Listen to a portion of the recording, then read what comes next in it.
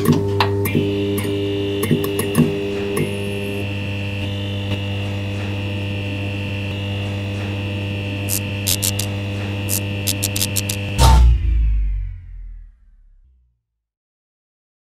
alaikum wa rahmatullahi wa barakatuh. Welcome back to BAE Q&A session number 3. Continuing on from where we left off last time. The first question I posed to Brother Imran. Assalamu alaikum.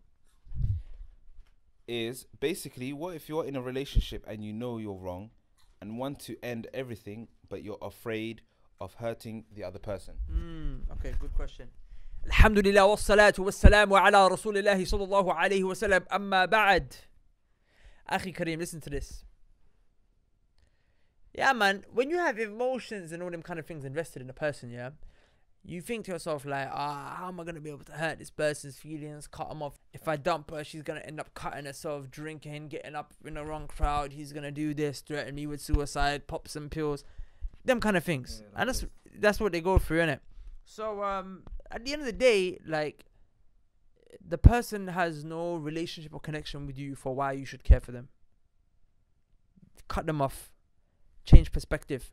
Because you see, you're deluding yourself and lying to yourself, thinking that you have to care for them, thinking that there's some kind of you owe them some kind of consideration and care and concern, but you don't. There's no relationship. Who is that man to you? I asked that sister, who is that man to you? Really, he's nothing. In fact, he's a man who on the day of judgment will become your greatest enemy if you don't cut him off. Allah subhanahu wa ta'ala says in the Quran, A'udhu billahi min shaytanir rajim, Yawma yafirru al-mar'u min akhi. On that day when a person will run away from their brother and their sister. But because your own sister and your brother will want your blood on that day. Everything and anything wrong you did to them, on that day they're going to want payback. Not just your brother and your sister you're going to run from. Wa ummihi wa abi. Your father and your mother and your father. Imagine you running away from your mum and your dad, bro. Okay, your dad kicks you out the house, but your mum will still let you back in. You might have done the biggest crime. Your dad will dash you out the house, but your mum says, shut up, get back in, don't ever do it again. Akhi, your own mum will be your enemy that day.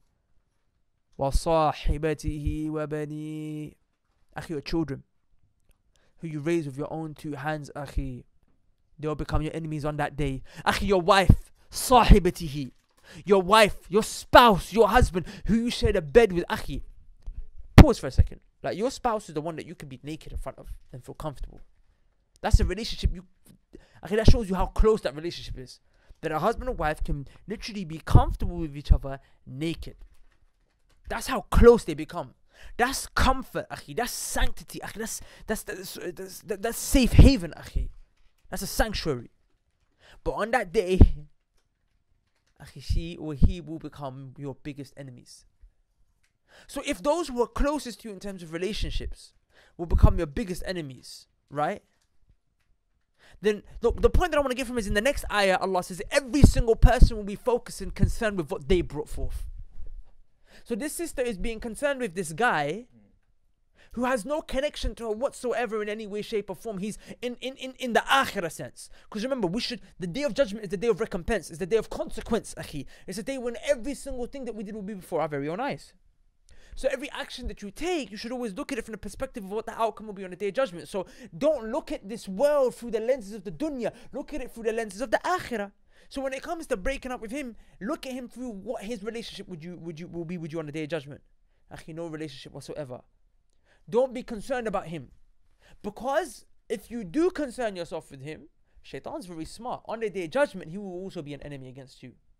When your own mum is going to be an enemy against you, your own brother, believe me, he will. He will come and say, Ya Allah, you know, she actually kind of at least had the thoughts of breaking up with me. Maybe I wasn't strong enough to do it. Yeah, I was caught up in the haram, but her iman was higher than mine. She could have put an end to this, but you know what? No. She didn't want to. So Allah will say, he will say to Allah, Ya Allah, take her to the fire as well. So I always advise brothers and sisters, always look through things with the afterlife in mind. Because on that day, everyone's going to be separated, bro. Yeah. Like, you'll be separated from your mum, let alone your boyfriend. Akhi, Allah says in the Quran, Inna yawm al-fasl. Inna yawm al-fasli kana miqata. Allah says, undoubtedly that is the day of separation. Allah calls it Yawm al-Fasl, the day of separation, the day of bang, everyone's been separated from one another. It said kana miqata, and its time has been set. So before it comes, dump him. Okay. So Jazakallah khair for that. The next question is, if you're a man and you cannot control your hormones, then how do you love a woman in Islam? And he says all my mates want to know this answer. Some roasting thirsty brothers. Alright. Wolfgang. Look, basically, yeah. Okay, you have to understand that love is something that develops. Yeah? Love doesn't really come like that. Hormones are always present. Love does not necessarily sparked like love doesn't have a trigger that will just trigger it like that, but hormones do. You see what I'm saying?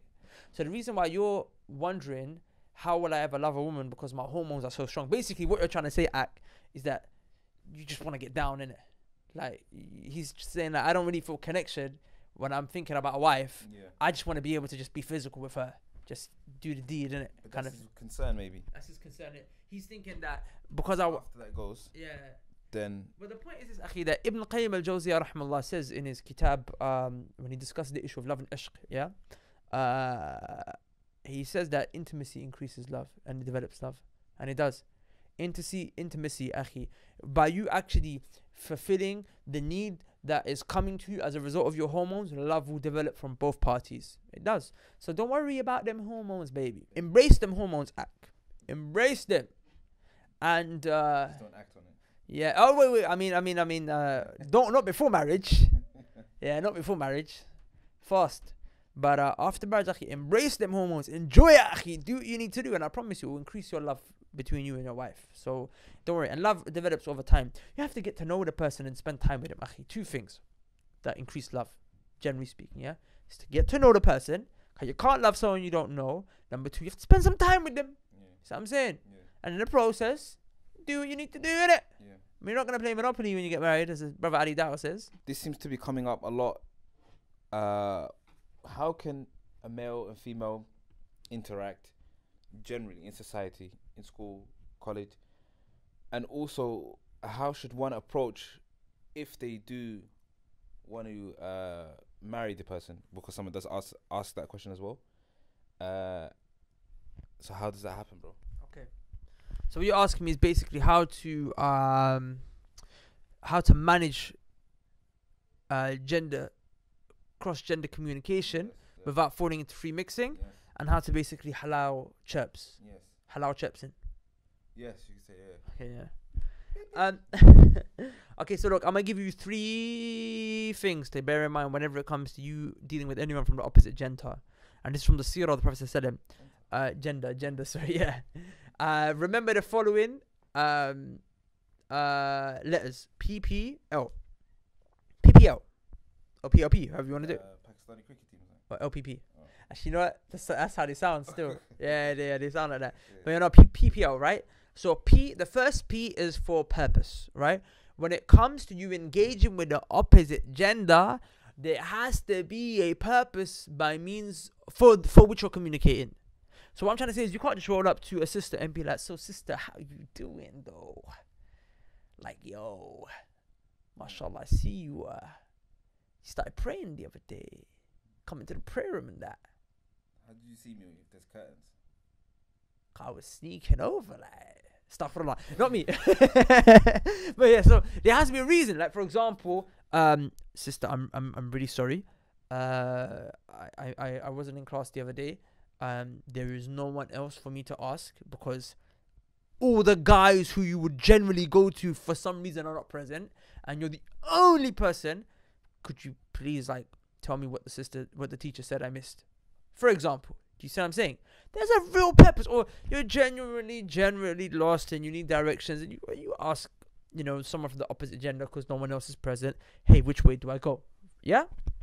So there has to be a purpose. Okay. Number 2, it has to be in public. Yeah. Public. Okay. Can you roll up to the sister and get that homework from her in her bedroom? How did you No. get in my house? Bro, you're taking this drama too seriously. Astaghfirullah. What I'm trying to say is, akhi, you don't. That's transgressing the bounds act. Yeah. You know what I'm saying? It's not public. Yeah. So on that note, is it public when you're texting? No. When you're texting, when you're kicking, when you're WhatsApping, when you're FaceTiming, Snapchatting, DMing, tweeting, whatever you're doing, bruv, private messaging, all that is haram. Even if I'm texting outside. Say that again? If I'm texting outside. Even when you're texting in the public. No, but that's not true. Some people, yeah. No, akhi, you know why? Because you see, even if you're outside, you're in Costa together, and there's two of you, Yeah. that's still technically not public. Because there needs to be someone present listening to the conversation, see what's going on, being able to access what's happening. Who's to say that you're on Costa and no one's really paying attention to you? For example, you see what I'm saying? So when I say public, there needs to be a third party present, hearing and knowing what is happening and what is being said, and being able to intervene and interject anytime it goes wrong. So purpose. And public. Public. Okay. The final one is limited, and this is the most important one. Because you can find purposes all day and you can do it in public, but you need to know when to limit the conversation. There are times where there could be, you're talking to a sister and a third party is present, maybe another brother or another sister, but then suddenly all three of them are having a party, bruv. So yeah, mashallah, and yeah, and the brother's like, you know what I'm saying? Like, shut up, bro. You got your freaking homework, now shut up and go, right? You have to be able to cut it loose. Now, I'm not gonna lie. Sometimes, obviously, because when I go to events, and sometimes sisters, they ask questions and whatnot. Sometimes I'm not gonna lie, bro. It's like it's not intentional, but then the sisters, they start, like, okay, you've asked your question, now can you go? Yeah. And they start. So you have to politely just be like, okay, assalamu alaikum, Allah bless you, have a good day. You cut it short. Yeah. Has to be limited. You see what I'm saying? So PPL, public, private, limited. Public, private, limited. Okay, and you can't go wrong when you do that, inshallah. As for when it comes to halal chepsin, now, how do you go about that? Can a brother cheps a sister in a halal way? Remember, when you're doing the halal chepsin, it has to be within the bounds of these three. Okay. You can't walk up to the sister on her own and be like, "God, and sister, like, we saying, like, what can we spend our lives together for the sake of Allah?" No. Yeah. You have to be able to engage with her within these three. Yeah. Right? Can you walk up to a sister straight and ask her for marriage? Of course you can. Can a sister walk up to a guy and ask her to marry? Can a sister walk up to a guy and say, I'm interested? Can she walk up and be like, Assalamu alaikum, brother, like, let's just cut to the chase. I'm not one of them girls that beats around the bush. I like you. What you saying? You on this marriage hype? She can say that. Can she say that? Yeah, not in them words, yeah. Of course, bro, she can say it. The thing is, she has to abide by the Sharia in the sense where she has to be modest in her approach. Of course, don't say how I said it. And also not to beautify her voice, as Allah says in Surah Al-Ahzab. Don't come here and be, Assalamu alaikum, brother. Marriage, me and you. No, she's got to kind of talk like a jinn. Allah says, don't come, Yeah. Assalamu alaikum, brother. Yeah, Would you like to marry me? Can we get married? I promise you I won't speak like this on the wedding night. So, but the point that I'm trying to make is, you don't go up, you don't start flirting with him, basically. Allah's trying to say, don't flirt with him, yeah? And be conscious that, not because you're wrong, Allah says there could be a disease and a perversion in his heart, you see what I'm saying? So when you approach the brother, approach him in a modest way. And the evidence for this is Khadija radiallahu anha, right? She proposed to the Prophet ﷺ, but she didn't go directly to him, she sent someone to the Prophet ﷺ. So you could send someone their way. I personally think that's a better option, like, generally speaking, it could be a bit embarrassing for the person you're trying to move to, innit? Like, she might really not like you, and you're gonna get let down in a peak way, or she might like you and she's shy, because what did the Prophet say? The virgin, her acceptance is what? Silence, because of her shyness. I was silent. Exactly. Oh, exactly. I get it. Yeah. So basically, sorry. So yeah, the virgin's acceptance of the marriage proposal is silence, because they're shy, right? So you might walk up to a sister and be like, "Sister, what, can we get married?" And she really wants to marry you, but she's shy. She's like, "Oh, I really, brother, I don't know what to say. Could I get back to you?" And the brother's thinking, "Oh, peak," and his self-esteem's gone. You know what I'm saying? So it's nice to kind of send some. Huh? Yeah, you know what I'm saying? Send someone their way, innit? Or you could do it how the Moroccans do it. The way the Moroccans do it is sick, akhi, yeah. If you go over to a Moroccan, if you want to propose to a Moroccan sister, like if you go to a Moroccan household, yeah, and basically if when they bring you tea, innit? Yeah, and when they bring you tea, if there is sugar in the tea, it means she likes you, innit? Yeah. But if there's no sugar in the tea, Yeah. it was peak for you, innit? You have to go home. Huh? You have to go home. You have to go home. It's cut, isn't it? Yeah. I remember my brother was telling me like Somalis they like a lot of sugar in their tea, innit? They like a lot of sugar in their tea. Yeah. So the brother when he went to one Moroccan household, like obviously the sister brought him tea and she did put sugar in it.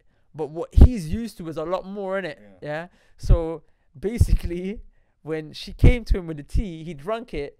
He didn't know the custom, so he's like, "What, can I get some tea?" And the family, Sugar. so he said, "Yeah, can I get some sugar?" Yeah. And the family really liked him, innit? Yeah. Yeah. So they were like, "Oh, Pete, she didn't put no sugar." They were like, "Sorry, bro, she's not feeling you, innit?" And then later they found out she did put the sugar. But yeah, we're digressing, innit? Wallahi, man, I love Moroccan people and Somali people, and all of you other Muslims as well, man. I know someone's getting emotional that you didn't mention my name. But yeah, basically the point is actually that of course you can approach them, find a way. I personally think like a real brother is a brother who just strolled up straight to the pops, innit? But then you're probably looking for a bang 99% of the time, which is why it's better to go in through a sibling. Yeah, it's better for you to ask for the number of the brother or the sister as opposed to the father, and then the brother can go to the dad. But I have to mention, if a sister does actually go to a brother and say, "Brother, I'm interested in you," then or when a brother comes to the sister, she has to immediately get her wali involved. Don't let it go into haram and relationship there and start free mixing. Immediately get a wali involved. Be like, "Wali, yeah, you had wali, road true brother.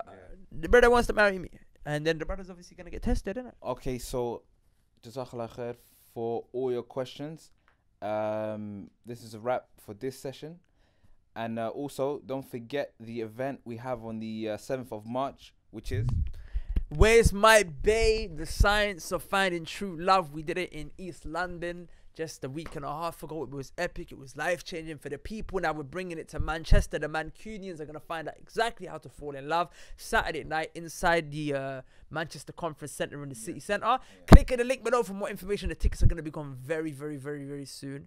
Make sure you sign up and you register. It's going to be an epic night. You're gonna find true love that night if you actually do what I tell you to do, inshallah ta'ala. And we'll catch you in the next BAE Q and A.